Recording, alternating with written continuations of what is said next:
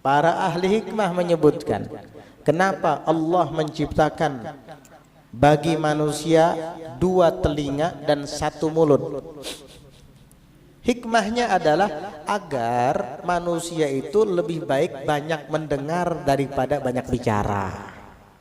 Makanya telinganya 2 dan tidak ada penutupnya. Telinga kita ini terbuka terus, gak ada penutupnya, supaya kita banyak mendengar ilmu, mendengar pengajian, mendengar puji-pujian kepada Nabi Sallallahu Alaihi Wasallam. Daripada banyak bicara. Makanya mulut hanya 1. Itu pun ada 2 pintu yang menutupinya. Pertama tulang, yang kedua daging. Tulang adalah gigi, daging adalah bibir. Agar hati-hati. Sayyiduna Abu Bakar As-Siddiq radhiyallahu anhu ardah dalam riwayat, selama kurang lebih 12 tahun beliau menyimpan batu di mulutnya. Lalu ada salah seorang di antara sahabat lain bertanya, "Wahai Khalifah Rasulullah sallallahu alaihi wasallam, Abu Bakar As-Siddiq, kenapa engkau menyimpan batu di mulutmu? Dan itu sudah 12 tahun lamanya kamu lakukan." Maka beliau menjawab, "Ketahuilah, setelah saya mengetahui bahwa Rasulullah sallallahu alaihi wasallam bersabda, fahal yakubbun nasa ala manakhirihim aw ala wujuhihim finnar illa hasaidu alsinatihim."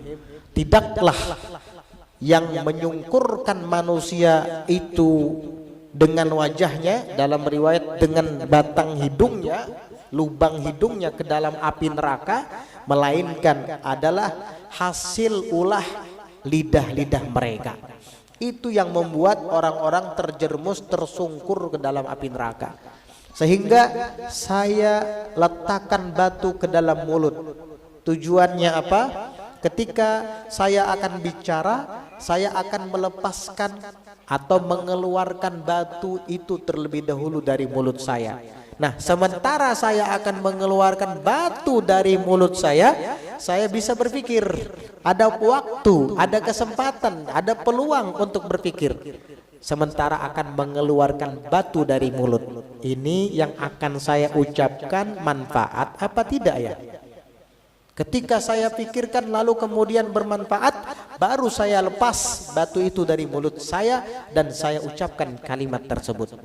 Dan jika ternyata setelah saya pikir matang-matang, kalimat yang saya ucapkan ini tidak bermanfaat, apalagi kemungkinan dosa, haram, maka saya tidak jadi mengeluarkan batu itu dari mulut saya. Itulah cara saya mengekang lidah saya, mumsikan lilisane, menahan, mengekang lidahnya agar jangan mengucapkan semaunya. Begitu. Ini Sayyidina Abu Bakar As-Siddiq. Bagaimana dengan kita? Beliau pernah mengatakan di tengah-tengah para orang banyak, khalayak ramai, kata beliau, hadzal ladzi awradanil mawarid. Ini dia barangnya, ini dia bendanya, sambil menunjuk ke arah lidahnya, yang kelak akan mendatangkan aku ke tempat-tempat di hari kiamat. Ini dia barangnya, ini dia bendanya, yang kelak akan menghantarkan aku ke tempat-tempat di hari kiamat.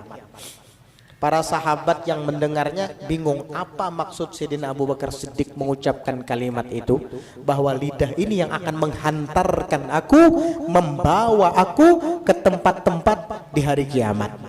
Akhirnya setelah beliau meninggal dunia, ada salah seorang tabi'in bermimpi bertemu dengan Sayyidina Abu Bakar As-Siddiq radhiyallahu anhu, yang kebetulan ia pernah mendengar langsung Sayyidina Abu Bakar mengucapkan kalimat tadi.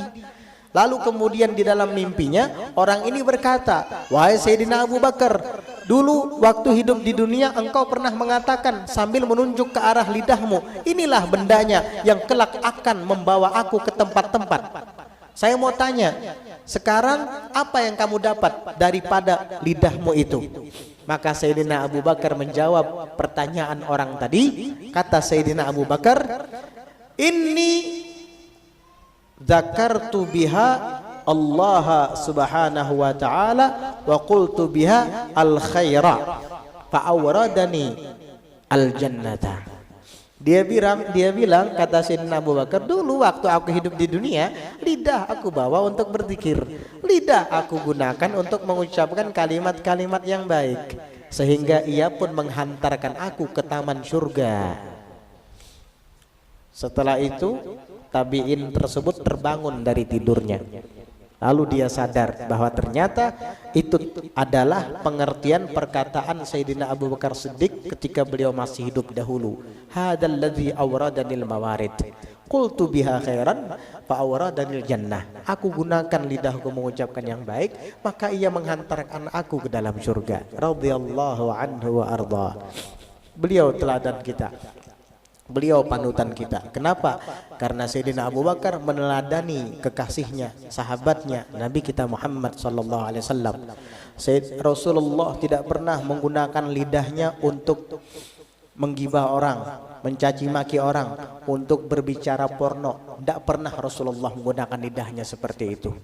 Kana asyadda minan nisa'i fi khudurihinna, asyadda hayaan minal adhara fi khudurihinna. Nabi Muhammad sallallahu alaihi wasallam itu adalah sosok orang yang sangat pemalu, melebihi gadis-gadis Arab di dalam kemah-kemah mereka.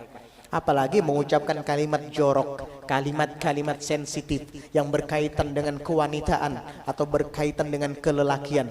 Nabi pantang mengucapkan kalimat seperti itu. Akhirnya diikuti lagi oleh sahabat-sahabatnya, Sayyidina Abu Bakar As-Siddiq, Sayyidina Umar ibn Khattab, Sayyidina Uthman ibn Affan, Sayyidina Ali bin Abi Thalib. Diikuti lagi oleh para imam-imam setelah mereka. Mereka menjaga lidah, karena lidah ini menjadi ukuran kuat dan lemahnya iman seseorang. Man kana yu'minu billahi wal yaumil akhir falyaqul khairan aw liyasmut. Barang siapa yang beriman dengan Allah dan hari akhir, hari kiamat, maka hendaknya dia mengucapkan yang baik atau diam. Kalau kamu berbicara, ucapkan yang baik. Kalau sekiranya tidak baik, lebih baik diam. Begitu.